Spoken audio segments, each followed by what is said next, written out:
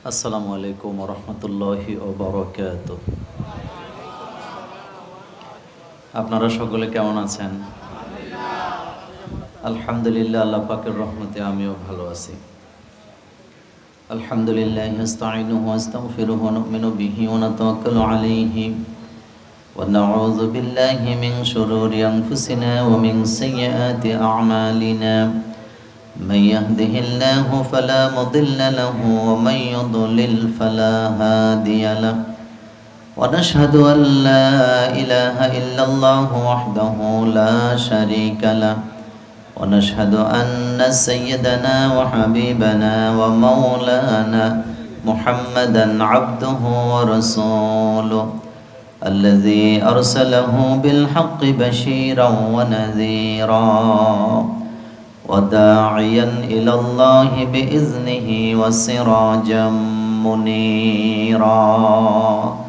فقد قال الله تعالى في كلامه المجيد: أعوذ بالله من الشيطان الرجيم. بسم الله الرحمن الرحيم. إن الله وملائكته يصلون على النبي يا أيها الذين آمنوا صلوا عليه وسلموا تسليما. সকলে দরুদ ইব্রাহিম পড়েন। اللهم صل على محمد وعلى آل محمد كما صليت على إبراهيم وعلى آل إبراهيم إنك حميد مجيد. اللهم بارك على محمد وعلى آل محمد كما باركت على إبراهيم وعلى آل إبراهيم إنك حميد مجيد. সকল প্রশংসার মালিকানা কার? সে আল্লাহর জন্য সকলে পড়েন আলহামদুলিল্লাহ। ربنا لك الحمد حمدا كثيرا طيبا مباركا فيه. আমরা আমাদের মহান মনিবের দরবারে দোয়া করছি, আল্লাহ পাক দয়া করে আপনি 3 দিনের তাফসীরুল কোরআন মাহফিলকে কবুল করেন। এই তাফসীরকে কেন্দ্র করে যত আয়োজন, যত শ্রম, যত কষ্ট, আল্লাহ আপনি দয়া করে সব কিছুকে কবুল করেন। এই মাহফিলটি মাওলানা ওয়ারেস আলী মেমোরিয়াল ফাউন্ডেশনের উদ্যোগে এটি 3 দিন ব্যাপী তাফসীরুল কোরআন মাহফিল। স্থান দিগদা ফাজিল মাদ্রাসা ময়দান, কাপাসিয়া, গাজীপুর। আজকের প্রোগ্রামে যিনি সভাপতিত্ব করছেন সর্বজনাব হাজার হাজার আলেমের উস্তাদ হযরত মাওলানা মুহতারাম মোহাম্মদ সলিম উদ্দিন, সাবেক উপাধ্যক্ষ দিগদা ফাজিল মাদ্রাসা। আজকের প্রোগ্রামে আমার পরে যিনি আলোচনা করবেন তিনি বিশ্ববিখ্যাত একজন মুফাসসির কোরআন, আমাদের উস্তাদ সমতুল্য, যার প্রেরণায় আমি নিজেও ময়দানে এসেছি, মাওলানা আল্লামা তারিক মুনব্বর হাফিজাহুল্লাহ। এই প্রোগ্রামটি আরও 2 দিন আছে। আগামী দিন সভাপতিত্ব করবেন অধ্যাপক ডাক্তার মোহাম্মদ এমদাদুল হক।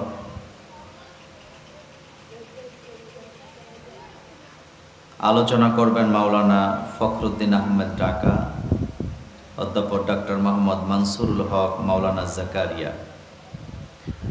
3য় দিন সভাপতিত্ব করবেন মাওলানা শফাউল হক। আলোচনা করবেন মাওলানা ডক্টর আবুল কালাম আজাদ বাশার, মাওলানা আবুল বাশার হেলালি, সিরাজগঞ্জ। সঙ্গীত পরিবেশনায় থাকবেন মশিউর রহমান। আল্লাহ পাক সকলকে কবুল করুন। দেখেন, আমি আজকে কোনো ভূমিকা দেব না, সরাসরি আমার আলোচনা আমি যেতে চাই, যেহেতু আমার পরে আমাদের তারেক মনোয়ার সাহেব তিনি আলোচনা করবেন।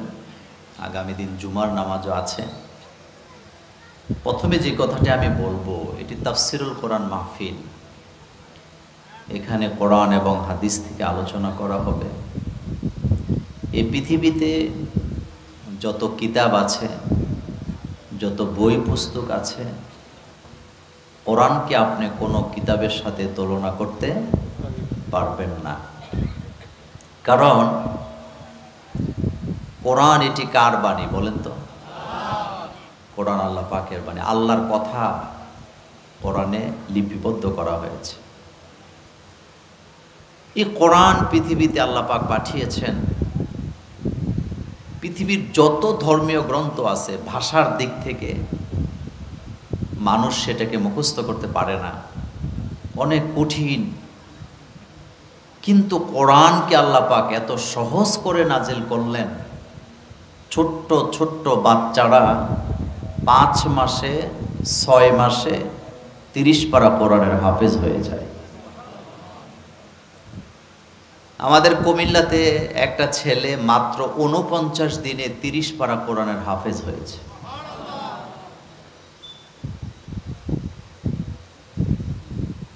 এদেশে স্কুল, ক্যাডেট স্কুল বলেন অথবা নামি দামি যত প্রতিষ্ঠান আছে, তারা তাদের বাচ্চাদেরকে অনেক দামি দামি খাবার খাওয়ায়। এটা অস্বীকার করার কিচ্ছু নেই। খাসির গোশত খাওয়ায়, গরুর গোশত খাওয়ায়, মুরগির ডিম খাওয়ায়, রান খাওয়ায়। এরপরও তাদের বাচ্চারা পরীক্ষা দিয়ে ফেল করে। কিন্তু হেফজখানার বাচ্চা সকালবেলা যাবেন, হেফজখানাগুলোতে যাবেন, সকালে গেলে দেখবেন হেফজখানায় সকালবেলা নাস্তা হলো পাতলা ডাল আর আলু ভর্তা। কথা কি সত্য না মিথ্যা? কি খাওয়ায়? পাতলা ডাল, আলু ভর্তা, তাও ডালের মধ্যে মুসুরি খুঁজে পাওয়া যায় না। এই মানের পাতলা ডাল খেয়ে পৃথিবীতে লক্ষ লক্ষ হাফেজে কোরআন আছে না নাই? এটা কোরআনের মুজিজা। বলেন এটা কিসের মুজিজা? কোরআন। রাসূল করিম সাল্লাল্লাহু আলাইহি ওয়াসাল্লামের উপরে কোরআন নাযিল হচ্ছে।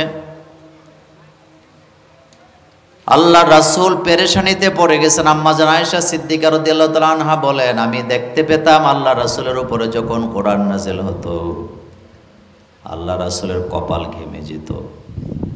আমি প্রশ্ন করলাম, হুজুর আপনি কোরআন নাযিলের সময় পেরেশানি হন কেন? আল্লাহ রাসূল জবাব দিলেন, আয়েশা রে, আমি কোরআন ভুলে যাই নাকি অথবা আমার কাছ থেকে কোনো আয়াত ছুটে যায় নাকি, এজন্য পেরেশানিতে পড়ি। আল্লাহ আয়াত নাযিল করে জানাই দিলেন, লা তুহাররিক বিহি লিসানাকা লিতাআজালা বি। হাবিব, কোরআন মুখস্থ করার জন্য জিহ্বাকে এত উড়াতে হবে না, নাড়াতে হবে না, আপনাকে পেরেশানি করতে হবে না। আমার জিব্রাইল আপনাকে কোরআন একবার তেলাওয়াত করে শোনাবে। আপনি আমার জিব্রাইলের সাথে একবারই তেলাওয়াত করবেন, আপনার কলিজার ভিতরে কোরআন আমি জমায়ে দেব।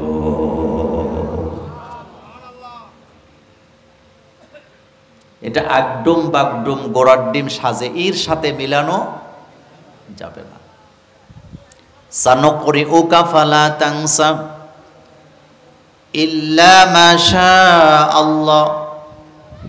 আপনাকে আমি এমনভাবে কোরআন পড়াবো আপনি কোরআন ভুলে যাবেন না, কিন্তু আল্লাহ যদি আপনাকে ভুলায় দিতে চায় সেটা তো স্বতন্ত্র কথা, তবে আপনি ভুলবেন না। যার কারণে সারা পৃথিবীতে বর্তমানে হাফেজে কোরআনের সংখ্যা 6.5 কোটি ছাড়ায় গেছে। সুবহানাল্লাহ। এই পৃথিবীতে 4,500-এর উপরে ধর্ম আছে। কোন ধর্মের লোকেরা তাদের ধর্মীয় গ্রন্থ মুখস্থ করতে পারে না, কিন্তু বর্তমান বিশ্বে পুরা কোরআনের হাফেজের সংখ্যা 6.5 কোটি ছাড়ায় গেছে, কিন্তু কোরআন মুখস্থ পারে না। এমন কোন মুসলমান পৃথিবীতে পাবেন না অন্তত সূরা ফাতিহাটা পারে কি পারে না? সূরা ফাতিহা পারে না এমন মুসলমান খুঁজে পাওয়া যায় না। যার কারণে কোরআন 1400 বছর আগে নাজিল হইয়া যেইভাবে জনপ্রিয় ছিল, দিনে দিনে কোরআনের জনপ্রিয়তা বাড়ে না, কমে।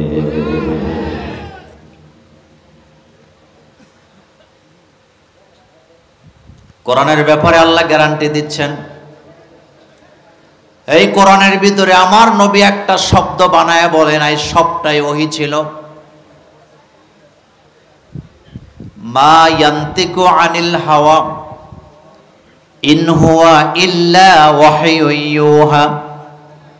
কবিকে সুন্দর করে বলেছেন, মোহাম্মদ হারগিজ না গুফতা, তা না গুফতা জিব্রাইল, জিব্রাইল হারগিজ না গুফতা, তা না গুফতা রব্বুল জলিল। মুহাম্মদ সাল্লাল্লাহু আলাইহি ওয়াসাল্লাম কথা বলেন না ততক্ষণ, জিব্রাইল আমিন বলেন না যতক্ষণ, জিব্রাইল কথা বলে না ততক্ষণ, মহান রব্বুল আলামিন বলেন না যতক্ষণ। এটার দ্বারা প্রমাণ হয় চেইন অফ কমান্ড। আল্লাহ শোনায় জিব্রাইলকে, জিব্রাইল শোনায় মুহাম্মদ সাল্লাল্লাহু আলাইহি ওয়াসাল্লামকে। এটা আল্লাহর কথা, এখানে নবীর বানানো একটা বাক্য আপনি খুঁজে পাবেন না।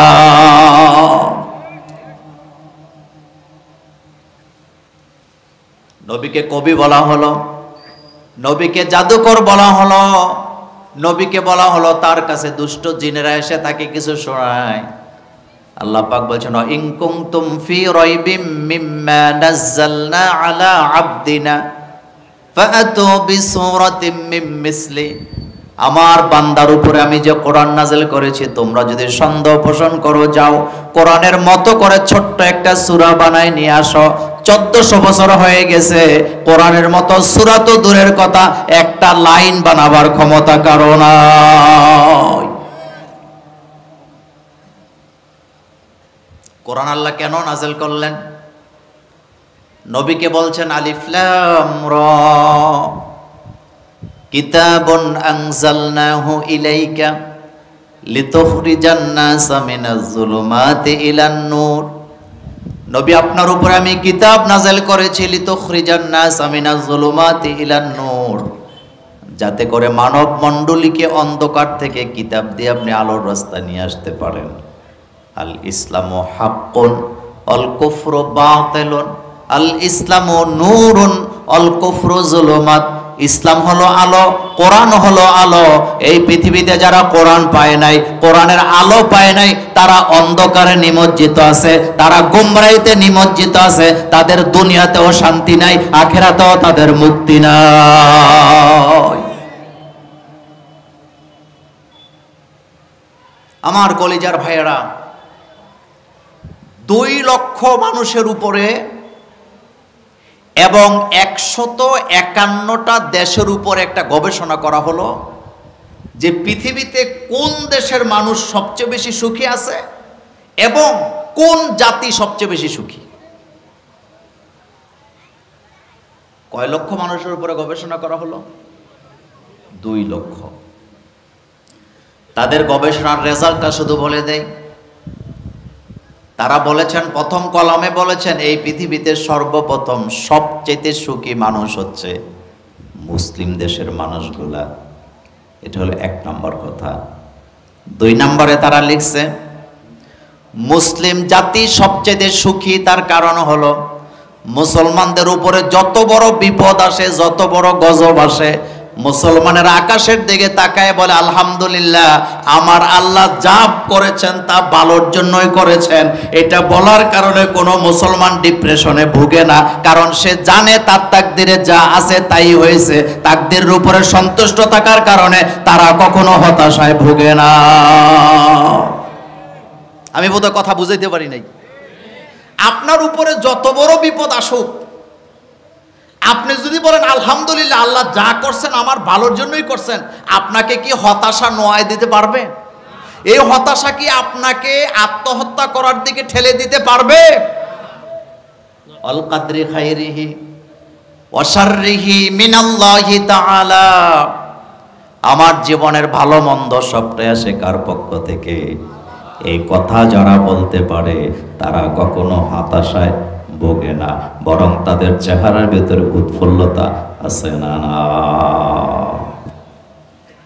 তারা 3 নম্বরে যায় লিখছে, মুসলমান জাতি সুখী হওয়ার জন্য সবচেয়ে বড় যে কারণ সেটা হলো তারা যখন আল্লাহর উপরেই ভরসা করে, এই কথা যখন বিশ্বাসই করে, যা আসছে আমার আল্লাহ আমার ভালোর জন্যই করেছেন, এটা বলার পরে তারা তাদের ইবাদতের মধ্যে আরো বেশি মনোযোগী হয়। কিসে মনোযোগী হয়? তারা তাদের ইবাদতে মনোযোগী হয়, তারা তাদের রবের দিকে ধাবিত হয়, আর রবকে নিয়ে তারা ব্যস্ত থাকার কারণে দুনিয়ার হতাশা তাদেরকে ধরতে পারে না। আর এই শিক্ষাটা তারা পেয়েছেন অতীতের সকল নবীদের কাছ থেকে। সুবহানাল্লাহ, বাড়ি যেয়ে কইেন আর কি। হযরত ইউনূস আলাইহিস সালাম বিপদে পড়লেন, সাহায্য চাইলেন কার কাছে? হতাশা তাকে আক্রমণ করতে পারেন নাই, তিনি বললেন লা ইলাহা ইল্লা আনতা সুবহানাকা ইন্নী কুনতু মিনাজ জালিমিন। হযরত মূসা আলাইহিস সালাম বিপদে পড়লেন, উম্মতকে সান্ত্বনা দিয়েছে লা খাফা লা তাখাফ ইন্নাল্লাহা মা'ানা, ভয় পাওয়ার কোনো কারণ নাই, আল্লাহ আমাদের সাথে আছে। আমার আপনার নবী মুহাম্মদ সাল্লাল্লাহু আলাইহি ওয়াসাল্লাম গারে সুরের ভিতরে বন্ধু আবু বকর সিদ্দিককে বলতেছেন লা তাখাফ লা তাহজান ইন্নাল্লাহা মা'ানা, ও বন্ধু চিন্তা করো না, আল্লাহ আমাদের সাথে আছে। না না, তাহলে পৃথিবীতে সবচেয়ে সুখী জাতি কারা? কথায় কথায় বলে আলহামদুলিল্লাহ। সে আল্লাহ পাক আমাদের জন্য কোরআন দিয়েছেন, রাসূলকে বলছেন লিতুখরিজান নাসা মিনাজ যুলুমাতি ইলান নূর, হাবিব আপনার উপরে কিতাব নাযিল করেছি মানুষকে যাতে করে অন্ধকার থেকে আলোর পথ দেখায় দিতে পারে। এই পৃথিবীর মানুষগুলা আলো পাবে না ততক্ষণ তারা তাদের জীবন, সমাজ, রাষ্ট্র, পরিবার কোরআন দিয়া পরিচালনা করতে পারবে না যতক্ষণ। এই পয়েন্টে আমার কথা শেষ। 2 নম্বর কথা, বাংলাদেশে 2024 সালের 5 আগস্ট একটা বিপ্লব হয়েছে না? আপনারা আমার কথা কেউ মাইন্ড করেন না, কষ্ট পাবেন না। 5 তারিখের পরে খতিব সাহেবদের বক্তব্যের ধারণ চেঞ্জ হয়ে গেছে, ভাষা চেঞ্জ হয়ে গেছে, বক্তাদেরও ভাষা চেঞ্জ হয়ে গেছে। ফেসবুকের লেখত যারা তারাও তাদের লেখা চেঞ্জ করছে, মানে মনে করতেছে বিজয় পাইয়া ফেলাইছি। এখন মোসে তেল দাও, যেমনে চেমনে বক্তৃতা করো, যেমনে ইচ্ছা তেমনে লেখো। আজকের ময়দানে আমি আপনাদেরকে একটা কথা বলে দিয়ে যাই, 5 তারিখে যেটা হয়েছে এটা শুধুমাত্র গণ বিপ্লব হয়েছে, এখনো ইসলামী বিপ্লব এদেশে ঘটানো যায় না।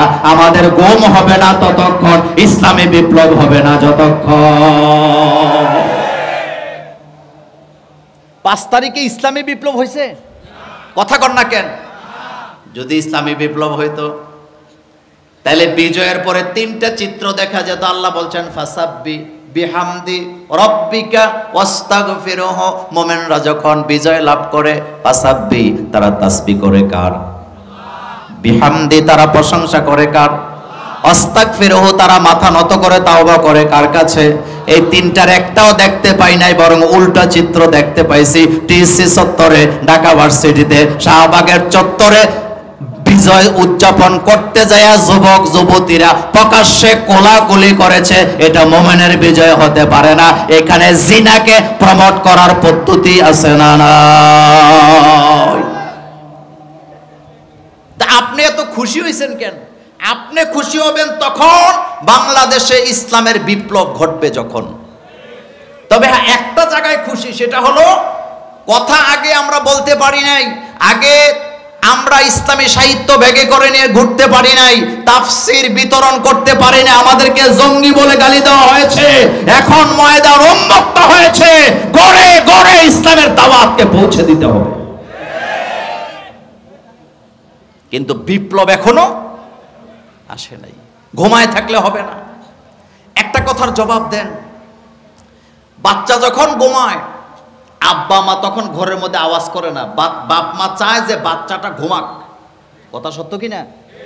ছোট বাচ্চা ঘুমাচ্ছে, বড় বাচ্চাটা যদি দুষ্টামি করে আব্বা আম্মা বড়টারে ধমকি দেয়, পিট্টি দেয়, ও ঘুমাইতেছে, ওর ঘুম ডিস্টার্ব করছ কেন? আপনি আপনার বাচ্চাকে ভালোবাসেন, মা বাপ বাচ্চাদের দুইটা জিনিসকে সবচেয়ে বেশি ভালোবাসে, একটা হলো ঘুম আর একটা হলো খাওয়া। বাচ্চা যত খাইতে চায় মা বাপ তত খাওয়ায়। বাচ্চাদের খাবার নিয়ে ঝগড়া লেগে ভাইয়ে ভাইয়ে আলাদা হয়ে যায়, এমন ঘটনা আপনাদের কাপাসিয়া গাজীপুরে নাই? কথা কন না কেন? আছে না নাই? মা বাপ বাচ্চাদের খাবার আর ঘুমকে বেশি পছন্দ করে, কারণ বাচ্চাকে ভালোবাসেন। এখন আপনার কাছে আমার প্রশ্ন, আপনি আপনার বাচ্চাকে যতটুকু ভালোবাসেন, আল্লাহ রব্বুল আলামিন তার হাবিব মুহাম্মদুর রাসূলুল্লাহ সাল্লাল্লাহু আলাইহি ওয়াসাল্লামকে ততটুকু ভালোবাসে না, তার চেয়ে কোটি গুণ বেশি। আরো জোরে বলেন। আপনি আপনার বাচ্চা ঘুমাইলে জাগাতে চান না, তার সামনে আওয়াজ হলে আপনি পছন্দ করেন না, বাচ্চা ঠিক মতো ঘুমাতে পারে না। আর আল্লাহ রব্বুল আলামিনের হাবিবুল্লাহ যাকে বলা হয়, মুহাম্মদ সাল্লাল্লাহু আলাইহি ওয়াসাল্লাম ঘুমাচ্ছেন চাদর গায়ে দিয়া।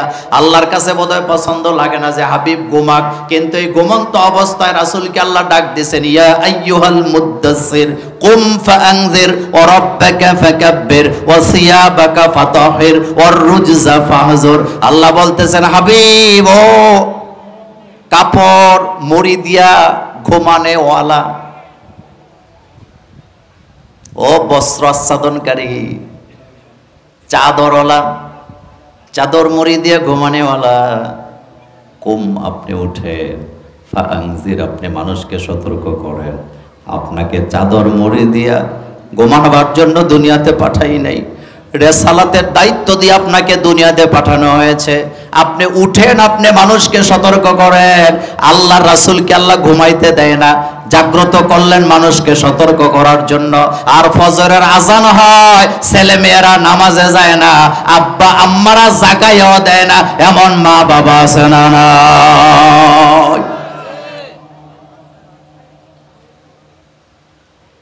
আল্লাহর হাবিবকে আল্লাহ বলছেন, কুম আপনি উঠেন, ফাআনজির আপনি মানুষকে সতর্ক করেন, রব্বাকা ফাকাব্বির আপনি আপনার রবের নামে তাকবীর দেন, আপনার রবের বরত্ব প্রকাশ করেন।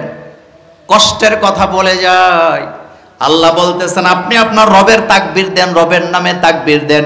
এমনও মাহফিল গেছে, এমনও জায়গায় আমরা মাহফিল করছি, লিল্লাহে তাকবীর নারায়ে তাকবীরের আওয়াজও দেওয়া যেত না। এটা দিলে কিছু মানুষের চোখ মোবারক গরম হয়ে যেত। এমন মোবারক মার্কা অপবিত্র মানুষ আমাদের সমাজে ছিল কি ছিল না? রব্বাকা ফাকাব্বির, এটা পৃথিবীর, বাংলাদেশের এবং পৃথিবীর কোন বিশেষ দলের তাকবীর নয়, এটা মুসলমানদের তাকবীর। যারা ঈমান আনবে তারা এই তাকবীর দিবে। তো তুমি কোন জাতের মুসলমান, তোমার কাছে লিল্লাহি তাকবীর নারায়ে তাকবীরের আওয়াজটা ভালো লাগে না? হযরতে শাহজালাল ইয়ামানী রাহিমাহুল্লাহ তিনি যখন সিলেটের জমিনে আসলেন, তিনি এসে কি দিলেন বলেন তো? তাকবীর, আযান। কি দিলেন? কি আযান! আযানের আওয়াজে গৌর গোবিন্দর প্রাসাদ ভেঙে চুরমার হয়ে গেছে। ভয় পেয়ে গেলেন, সে পালাবার রাস্তা খুঁজে পায় না। শাহজালাল ইয়ামানী রাহিমাহুল্লাহ তখন বলেছিলেন, আমি আল্লাহর কোরআন নিয়ে এসেছি। তার এক হাতে গলায় ছিল কোরআন, হাতে ছিল তরবারি। তিনি বলেছিলেন, আমি ইসলামের দাওয়াত নিয়ে এসেছি, কোরআনের দাওয়াত নিয়ে এসেছি। তোমরা যদি ইসলামের দাওয়াত কবুল করতে চাও, তোমাদের জন্য দরওয়াজা খোলা। তুমি যদি নিজের ধর্ম মানতে চাও, তাও তোমার জন্য নিরাপত্তার ব্যবস্থা আমরা করে দিব। কিন্তু ইসলামের বিরোধিতা করলে তরবারি দিয়ে ফয়সালা করা হবে। আর আজকে দাওয়াত নাই। একটা সময় ছিল, ফজরের আজান দিলে মুরব্বীরা মসজিদে যাইতেন, আশেপাশে যুবকরা ঘুমাইতো যেই ঘরে, ওই ঘরের লোকদেরকে জাগাইয়া মসজিদের দিকে নিয়ে যেত। এখন আর এই দৃশ্য আসেনি? আসতে কইছেন? এখন ডাকলে মনে করে উনি পাগল নাকি, এত সকালবেলা ডাকাডাকি করে ঘুম নষ্ট করে কেন? আপনার যেই বাচ্চাটাকে আপনি এত ভালোবাসেন, সে ঘুমায় থাকলে আপনার কাছে ভালো লাগে। এই বাচ্চাকে যদি আপনি জাগ্রত করে নামাজি বানাতে ব্যর্থ হন, এই বাচ্চাটা ভবিষ্যতে বেনামাজি হবে, নামাজের কাছেও যাবে না। আর এই বাচ্চা কিয়ামতের ময়দানে আপনি তাকে না বলার কারণে আপনাকে জাহান্নামে দিয়ে পাড়া দিয়া তারপরে সে জাহান্নামে যাবে। এ কথা কি মোল্লার না আল্লাহর? তা আমি বলতেছিলাম বাংলাদেশে এখন একটা দাওয়াতের পরিবেশ আল্লাহ দিছে নাকি দেয় নাই? আসতে বলছেন, এটা কাজে লাগাবার দরকার আছে না নাই? দল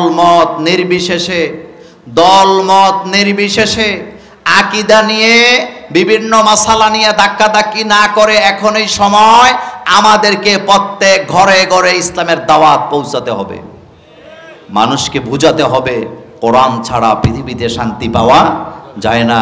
কারণ কোরআনকে পৃথিবীতে শান্তি পাওয়ার জন্য নাযিল করেছেন কে? এখন আসেন আমি আমার মূল আলোচনায় চলে যাই। আমার কলেজের ভাইয়েরা, কোরআনুল কারীমে 114টা সূরা আছে। বলেন কয়টা? আজকে আমি সর্বশেষ যে সূরাটি আছে এই সূরা থেকে আপনাদের জন্য কয়েকটি কথা বলবো ইনশাআল্লাহ, তারপরে আমি আমার জবনিকা টেনে নিব। আমার সাথে আসেন আগে তেলাওয়াত করি আমরা এই সূরাটা। সবাই আমার সাথে পড়েন, আউযু বিল্লাহি মিনাশ শাইতানির রাজীম, বিসমিল্লাহির রহমানির রহিম, قل أعوذ برب الناس ملك الناس إله الناس من شر الوسواس الخناس الذي يوسوس في صدور الناس মিনাল জিন্নাতি ওয়ান নাস। এটি হচ্ছে কোরআনুল কারীমের সর্বশেষ সূরা। এই সূরাটি মক্কায় নাযিল হয়েছে। শানে নজুল আপনারা সবাই জানেন। রাসূল করিম সাল্লাল্লাহু আলাইহি ওয়াসাল্লামকে এক পর্যায়ে ইহুদিরা জাদু করলেন। এই পৃথিবীতে জাদুবিদ্যায় পারদর্শী হচ্ছে ইহুদিরা। আর জাদু এতটাই ভয়ানক, একটা মানুষের জীবনকে তছনছ করে দিতে পারে, তার গতিপথকে বদলায় দিতে পারে জাদু। ওই আলোচনাটাও আজকে আমি করব না। রাসূল করিম সাল্লাল্লাহু আলাইহি ওয়াসাল্লাম একদিন নামাজে দাঁড়াইছে, একটা বিষাক্ত বিচ্ছু এসে রাসূল সাল্লাল্লাহু আলাইহি ওয়াসাল্লামের পা মোবারকে কামড় দিলেন। আল্লাহ রাসূল নামাজটা শেষ করলেন। রাসূল বললেন, তোমরা আমার জন্য লবণ পানি নিয়ে আসো। আনা হলো। আল্লাহ রাসূল সাল্লাল্লাহু আলাইহি ওয়াসাল্লাম সূরাতুন নাস এবং সূরা ফালাক তেলাওয়াত করে ওই পানিতে ফু দিলেন, আর যেই জায়গায় কামড় দিছে সেই জায়গায় লাগিয়ে দিলেন। আল্লাহ রাসূল বললেন, কোরআনের বরকতে আল্লাহ আমাকে শেফা দান করেছেন। আমাদের দেশে যখনই কোনো বিপদে যে পড়ে, তাবিজের পিছনে দৌড়ানোর স্বভাব আপনাদের এই এলাকার মানুষের নাই? আচ্ছা, তাবিজের পেছনে পুরুষেরা বেশি দৌড়ায় না নারীরা বেশি দৌড়ায়? আর আস্তে কর, নারীরা অনেক বেশি। বউ শাশুড়িকে তাবিজ করে, শাশুড়ি নাকি বউকে তাবিজ করে। স্বামী ভালোবাসে না, স্বামীরে তাবিজ করে উনি বশ মানাইতে চায়। আসলে তাবিজ করে বশ মানানোর চাইতে ভালোবাসা দিলেই সবচেয়ে বেশি কি হয়, অ্যান্টিবায়োটিকের মতো কাজ করে। তা আমি ওই আলোচনায় গেলে আমি কথাগুলো বলতে পারবো না। আজকে যে কথাটা আপনাকে বলবো, কোরআনুল কারীমে আমাদের জন্য সকল রোগের শেফা আছে না নেই? আল্লাহ পাক বলছেন, অনুনাজ্জিলু মিনাল কোরআন মা হুয়া শিফা। আল্লাহ পাক বলেন, আমি তো কোরআন নাযিল করেছি তোমাদের জন্য শেফা হিসাবে। তো সূরাতুন নাস, নাস শব্দের অর্থ হলো মানুষ। মানুষ, এই মানুষ বানাইছেন কে বলেন তো? ডিজাইন করছেন কে? রু দিছেন কে? কান দিছেন কে?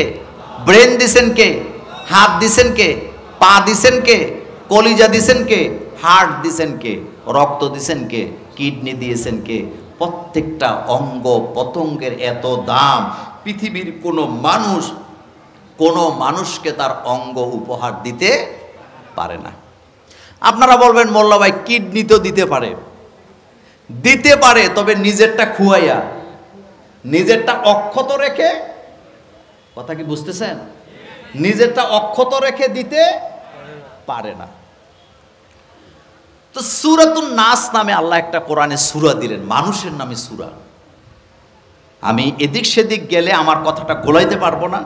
একেবারে প্রথম আয়াতের দিকে একটু খেয়াল করেন। আল্লাহ পাক বলছেন, কুল আউযু বিরাব্বিন নাস। হে নবী আপনি বলেন,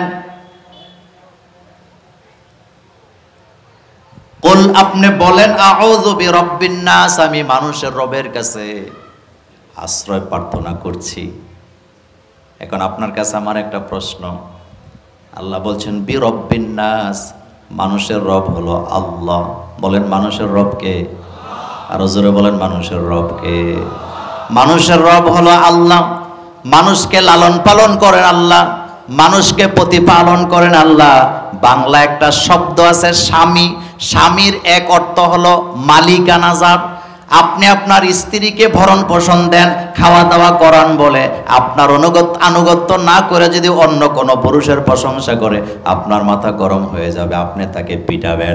আর মানুষের রব আল্লাহ নিজে হইয়া মানুষকে লালন পালন করার পরে মানুষ যদি আল্লাহর আইন না মাইনা মানব রচিত আইনের পেছনে দৌড়ায়, এই জায়গায় আল্লাহ গুসা করার সম্ভাবনা আছে না?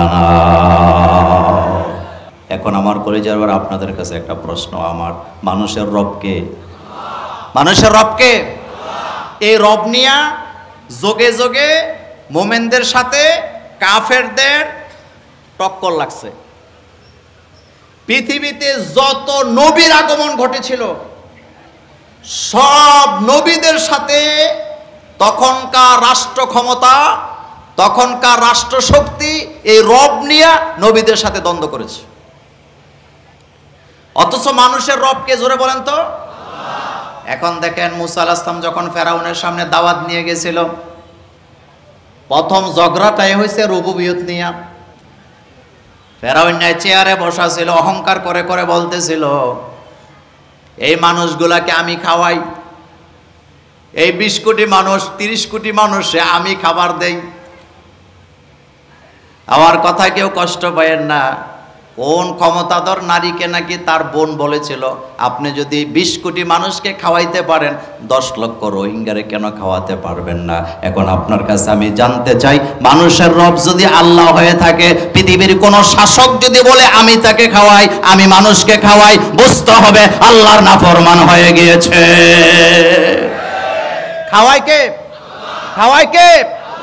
ফেরাউন অহংকার করে বলতেছে, আমি মানুষগুলোকে খাওয়াই, আমি জীবন দেই, আমি জীবন নেই।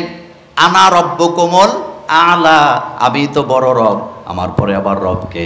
এবার আয়াত নাজেল হলো, মুসা আলাইহিস সালামকে আল্লাহ বলেন, আপনি বলেন মিনহা খলাকনাকুম ওয়া ফিহা নুঈদুকুম ওয়া মিনহা নুখরিজুকুম তারাতান উখরা।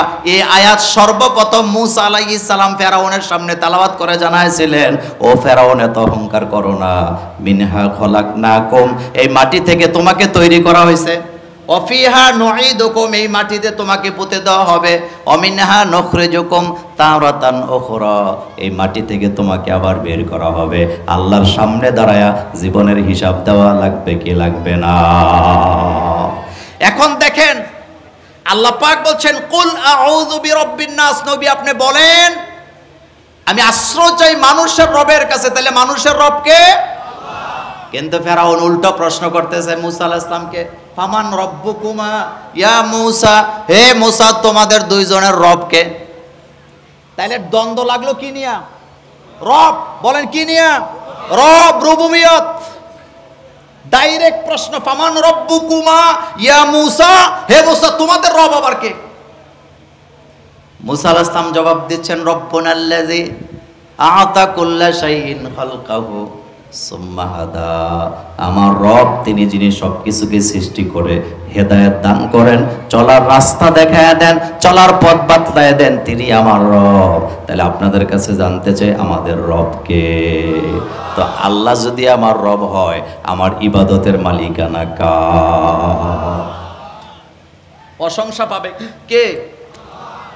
দেখবেন কিছু মানুষ আছে মানুষের প্রশংসায় মগ্ন, কিন্তু আল্লাহর প্রশংসা মুখ দিয়া আসে না। প্রশংসা করলে কে খুশি না হয়? প্রশংসা শুনতে নিজের প্রশংসা সবাই পছন্দ করে, আর আল্লাহ রাব্বুল আলামিন আমাদেরকে শিখাচ্ছেন আলহামদুলিল্লাহি রাব্বিল আলামিন, সমস্ত প্রশংসা কার। তাহলে এখন আপনাদের কাছে জানতে চাই, মানুষ যদি আল্লাহর সৃষ্টি হয়, আল্লাহ যদি আমাদের রব হয়, তাহলে আমাদেরকে কে সৃষ্টি করছেন? এই রব নিয়ে যে দুনিয়াতে ঝামেলা হবে এটা আল্লাহ আগেই জানে। এজন্য রুহের জগতে আল্লাহ পাক বান্দাদেরকে যে তালিমটা দিছিলেন, সেখানে রুবুবিয়তের তালিম আছে না নাই? চুপ করে আছেন। প্রশ্নটা কি ছিল সেখানে? আলাস্তু, বলেন না, বলেন না, কি আমি কি তোমাদের রব নই? ক্বালু বালা, আমরা কি বলেছিলাম? অবশ্যই আপনি আমাদের রব, কিন্তু দুনিয়াতে আসার পরে রবের কথা এখন আর মনে নেই। এই জন্য আল্লাহ আমাদেরকে মনে করাচ্ছেন, আমরা যখন বিতরের নামাজ পড়ি, দোয়াই কোনো আছে না নাই? দোয়াই কোনো যদি বুঝা পড়তাম জীবনে কোনো দিন, মানব রচিত মতবাদের পেছনে দৌড়াতাম না, মাজারের সামনে যে সেজদা দিতাম না, তাবিজের পেছনে দৌড়াইতাম না। কারণ দোয়াই কুনুতের ভিতরে একজন মানুষের জীবনের সকল সমস্যার কথা এক জায়গায় আছে না না?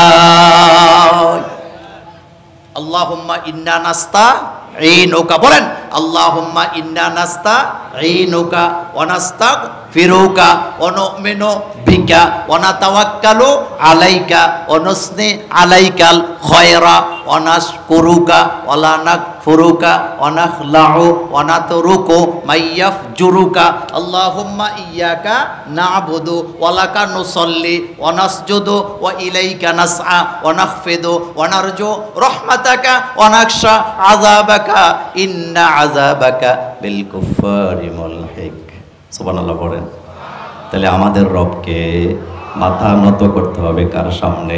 আচ্ছা, আমরা রুকুতে যাই কি বলি? রুকুটা কাকে দেই? কোনো সন্দেহ আছে? রুকু আল্লাহকে দেই, সেজদা আল্লাহকে দেই। মাজারে যায় সেজদা দেওয়া যাবে না। এমন কি কাবাকে সামনে নিয়ে আমরা নামাজ আদায় করি, কিন্তু কাবাকে গোলামি করি না, কাবার মালিকের গোলামি করি। কার গোলামি করি? ফালিয়াবুদু, পড়েন ফালিয়াবুদু রাব্ব হাযাল বাইত। এই ঘরের গোলামি না ঘরের মালিকের গোলামি?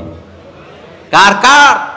ফালিয়াবুদু রাব্ব হাযাল, এই ঘরের রবের গোলামি করো, এই ঘরের গোলামি না। আমি নিজে শাহজালাল রহমতুল্লাহ আলাইহির মাজারের সামনে যায় দেখছি মানুষেরা কবরটার সামনে যাইয়া হাত তুল্লা তুল্লা মুনাজাত করে। আমি নিজে দেখছি, বাধাও দেয় না, কেউ বলেও না। এখন আপনাদের কাছে জানতে চাই, এই পৃথিবীর যত সমস্যার কথা আমরা মানুষের কাছে বলি, আসলে বলার কথা কার কাছে? হযরতে আবু হুরায়রা রাদিয়াল্লাহু তাআলা আনহুর বর্ণনা একটা লম্বা হাদিস আছে। ওই হাদিসের সারমর্মটা ছিল এই রকমের, একজন সাহাবার ক্ষুধা লেগেছে। কি লাগছে? সে আল্লাহর কাছে খাদ্য না চাইয়া অপেক্ষায় ছিলেন, ওমর কখন আসবেন, আবু বকর কখন আসবেন, রাসূল সাল্লাল্লাহু আলাইহি ওয়াসাল্লাম কখন আসবেন, যদি তাদের থেকে কিছু খাওয়া যায়। আল্লাহ রাসূল সাল্লাল্লাহু আলাইহি ওয়াসাল্লাম তাকে প্র্যাকটিক্যালি বুঝাইয়া দিলেন, ক্ষুধা লাগছে, মানুষের কাছে হাত পাইতে লাভ নাই, কারণ তুমি যে মানুষের কাছে হাত পাতো, সেও হাত পাতে কার কাছে?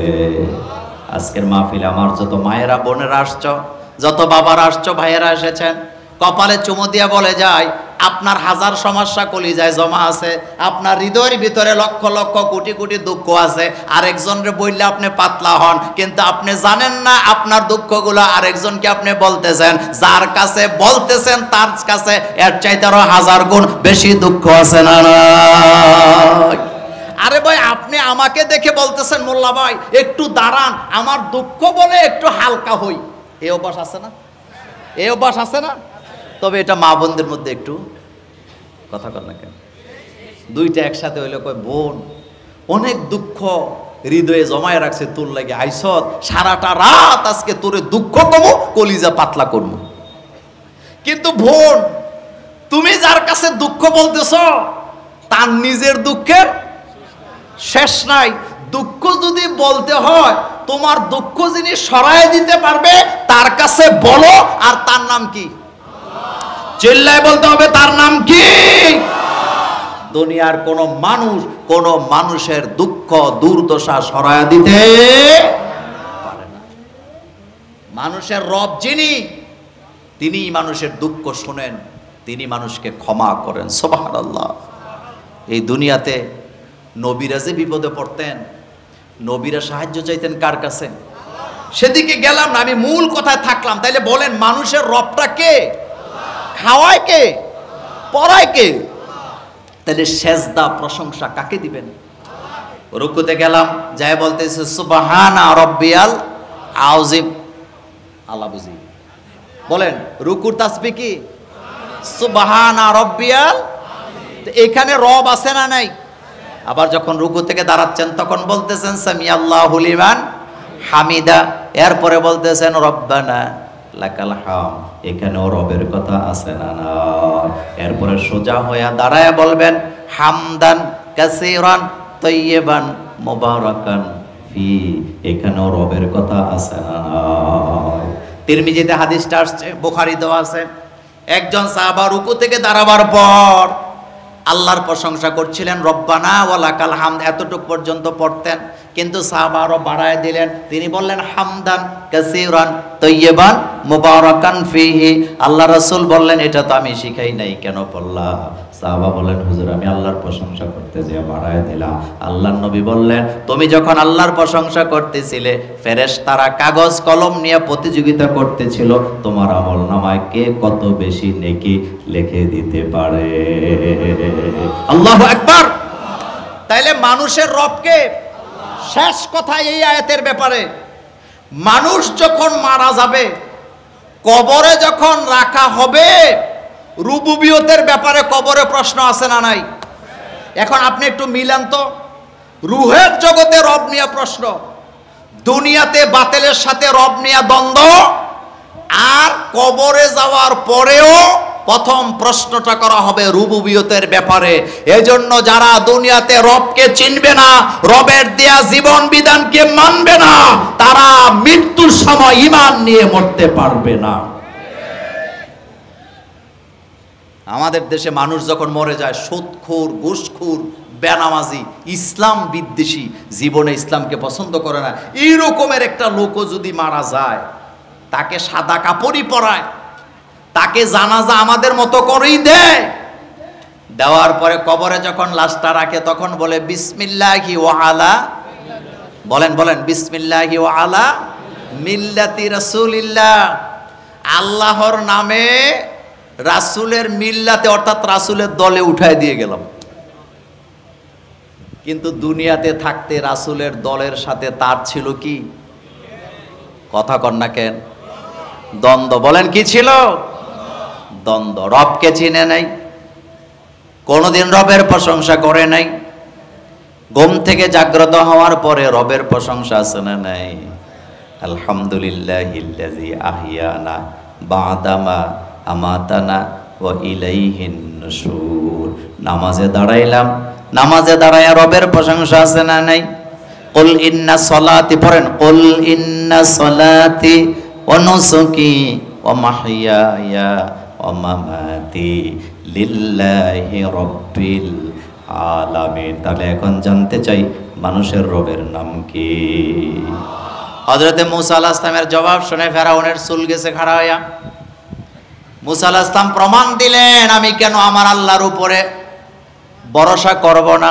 কেন আমি আমার আল্লাহর উপরে ভরসা করব না? কারণ তিনি আমাকে জীবন দিয়েছেন, তিনি আমাকে বাঁচায় রাখছে। হযরতে মূসা আলাইহিস সালামকে বাঁচায় রাখছেন কে? ফাআওহাইনা ইলা উম্মিকা মা ইউহা, আমি মূসার মায়ের কাছে ওহী নাযিল করলাম।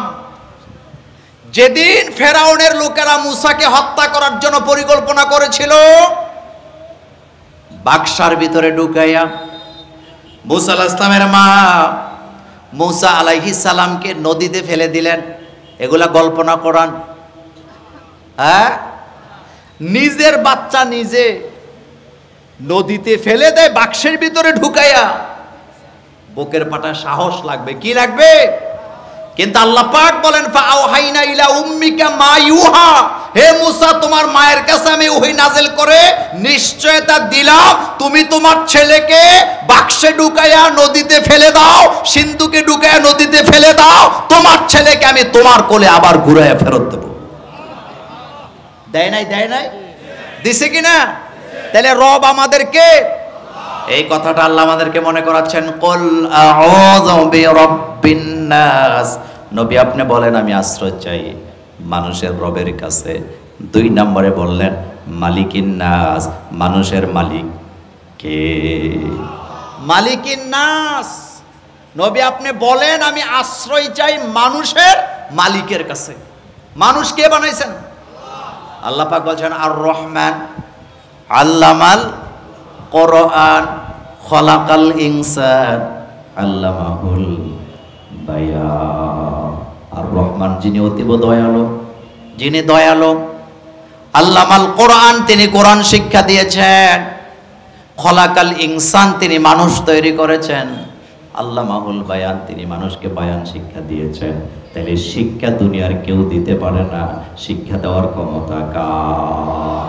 পৃথিবীর মানুষ কখনো মানুষের জন্য শিক্ষানীতি প্রণয়ন করতে পারে না। পৃথিবীর মানুষ যদি মানুষের জন্য শিক্ষানীতি প্রণয়ন করে, এই শিক্ষায় মানুষকে অমানুষ বানায়। আর রবের দেয়া শিক্ষা যদি প্রণয়ন করা হয়, মানুষগুলা সোনার মানুষে পরিণত হয়। রাসূল কারীম সাল্লাল্লাহু আলাইহি ওয়াসাল্লামের উপরে প্রথম যখন ওহী নাযিল হলো, আল্লাহ পাক বলছেন ইকরা বিসমি রাব্বিকাল্লাযী খলাক খলাকাল ইনসানা মিন আলাক ইকরা ওয়া রাব্বুকাল আকরাম আল্লাযী আল্লামা বিল কালাম আল্লাযী আল্লামা বিল কালাম। আপনি যদি মানুষকে শিক্ষা দিতে চান, হাতে কলম তুলে দিতে হবে। আমার কথায় কেউ কষ্ট পাবেন না। আল্লাহ বলছেন হাতে কলম দিয়া মানুষকে শিক্ষা দেওয়া হয়, আর মাথার মধ্যে থাকবে জ্ঞানের বোঝা, হাতে থাকবে কলম। কিন্তু যেই জাতি হাতের মধ্যে অস্ত্র দিয়া মাথার মধ্যে হেলমেট পরায়, এই জাতি কখনো সঠিক রাস্তা পেতে পারে না। ছাত্রদের হাতে কি থাকবে? কলম, কলম, কলম। আল্লাহ পাক বলছেন আমি কলম দ্বারা মানুষকে শিক্ষা দিয়েছি। কলম দ্বারা জাতিকে যদি শিক্ষিত বানাতে চান, কি দিয়ে শিখতে হবে? কি দিয়ে শিখতে হবে? কলম, কলম। আচ্ছা বলেন তো, কলমের নামে কোরআনুল কারিমে একটা সূরা আছে না নাই? আছে না? তো কলমের নামে আল্লাহ সূরা দিলেন কেন? নুন আল কালামি আমা ইয়াসতুরুন। আমার কলিজার ভাইরা, তিরমিজির হাদিসে আল্লাহ রাসূল বলেছেন আউয়ালু মা খালাকাল্লাহু তাআলা কালাম। আল্লাহ সর্বপ্রথম কলম বানাইছে। কলম বানায়া কলমকে অর্ডার করছে তুমি লিখো। কলম বলেছে আমি কি লিখব? আল্লাহ বলেন আমার সৃষ্টি জগতে যা যা ঘটবে সব লেখো। আল্লাহর হুকুম পেয়ে কলমে একটানে লিখে দিল। তাহলে বোঝা গেল অস্ত্রের ক্ষমতার চাইতে কলমের ক্ষমতা অনেক বেশি আছে না? আল্লাহ পাক বলছেন আমি কলম দ্বারা শিক্ষা দেই। কলমের এত ক্ষমতা, কলমের ক্ষমতাকে অস্ত্র দিয়ে থামানো যায় না। আপনি পারবেন না। মানুষের মাইন্ড যদি আপনি চেঞ্জ করতে চান, মানুষের ব্রেনকে যদি আপনি মুভ করাতে চান, ধমকাইয়া চোখ রাঙ্গাইয়া পারবেন না। যেটা আপনি কলম দিয়ে পারবেন। মাওলানা সৈয়দ আবুল আলা মওদুদী রাহিমাহুল্লাহ, তিনি একজন নরম মেজাজের মানুষ ছিলেন।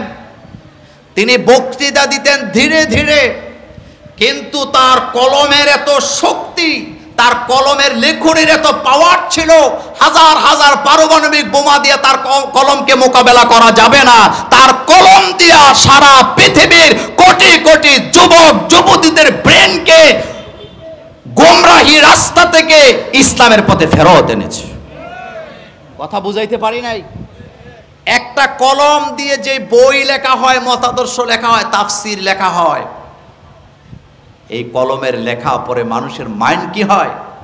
চেঞ্জ হয়ে যায়। আর কলম দিয়া যে ব্রেন চেঞ্জ করা হয়, এই ব্রেনকে কোনোদিন আর গোমরা করে দেওয়া যায় না। তাহলে মানুষের মালিক কে? জোরে বলেন। যেমন আমরা বলি আলহামদুলিল্লাহি রাব্বিল আলামিন, আর রহমানির রহিম, মালিকি ইয়াউমিদ্দিন, ইয়্যাকা না'বুদু ওয়া ইয়্যাকা নাস্তাঈন। এই কথাটা আল্লাহ 2 নম্বর আয়াতে বলছেন মালিকিন নাস। তুমি মানুষকে গালাগালি করো, তুমি মানুষকে ছোট বড় করে কথা বলো, এই মানুষ তোমার নও।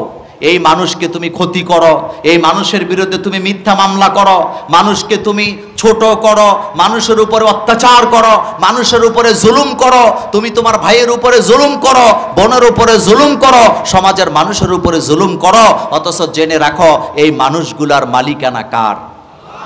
আল্লাহ বলতেছে এই মানুষের মালিক আমি। পৃথিবীতে যত ধর্মের মানুষ আছে, মানুষ হিসাবে সবাই সৃষ্টিকার এবং মানুষ হিসাবে সবার মালিক আল্লাহ পাক, এতে কোনো সন্দেহ নাই। আর এই মানুষের উপরে অত্যাচার করার অধিকার আপনার নাই। শেষ কথা বলি, মানুষের উপরে অত্যাচার করে দুনিয়াতে শাস্তি না পাইয়া বিদায় হওয়ার কোনো সুযোগ নাই। ভাইও যদি ভাইয়ের উপরে অত্যাচার করে, ভাইও যদি ভাইকে ঠকাইয়া সম্পদ, বড় ঘর, বড় বাড়িটা নিয়ে যায়, সে মৃত্যুর আগে নিঃস্ব হয়ে মারা যাবে, শাস্তি পাবেই। আর যাকে নিঃস্ব করে দেয় তার অবস্থান ভালো করে দেওয়ার ক্ষমতা কার? এবং আপনারা দেখেছেন পৃথিবীর ইতিহাসে নমরুদ মানুষের উপর অত্যাচার করেছে, ইজ্জত নিয়ে দুনিয়া থেকে যেতে পারে নাই। এই পৃথিবীতে ফেরাউন মানুষের উপর অত্যাচার করেছেন, ইউযাব্বিহুনা আবনাআকুম ওয়া ইস্তাহইউনা নিসাআকুম।